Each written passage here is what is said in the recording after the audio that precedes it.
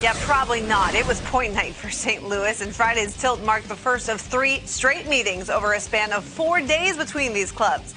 If recent history is any indication, the Blues are going to make it very difficult for the Wild to catch the Avalanche or the Golden Knights for home ice advantage in the first round of the playoffs.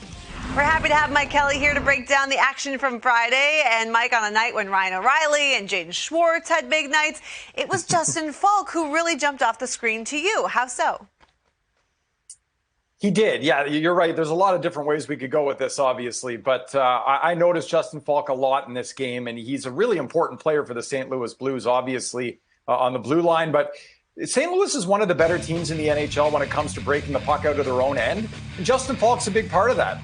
And, you know, he's got the nice goal here. He gets into the slot. He does that as well as almost any defenseman in the NHL. There were a lot of plays where, you know, Justin Falk, just before he set up Sammy Blais' goal, for instance, he was jumping up, beating out an icing, beating Ryan Suter to that icing, and breaking the puck out of the defensive zone a lot. Did a really outstanding job in this game. You take a look at the most slot shots amongst defensemen at even strength this year, and Falk, where he scored his goal from, where a lot of goals come from, he's third in the NHL behind Hedman and Werenski. So I noticed him a lot on the breakouts, being very active, jumping into the play, obviously, and then later in the game, jumping in and getting a goal. So, like I said, a lot of different ways we could go with this one when a team scores 9 goals in a game.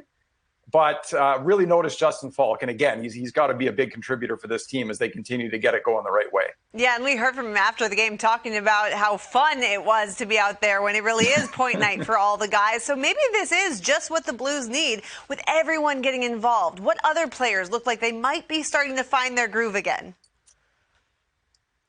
Well, all the lines played well, Jamie, as we know from watching this game. But if I had to pick a line, I'd say the Schwartz, Shen, and Tarasenko line stood out as arguably the best one. Again, we're splitting hairs here. But, you know, Vladdy Tarasenko, before this goal goes in from Jaden Schwartz, you look at the great puck protection, opening up all that space on the right side of the ice for Schwartz to walk in and get himself a goal. And then a center lane drive here on this goal earlier in this play.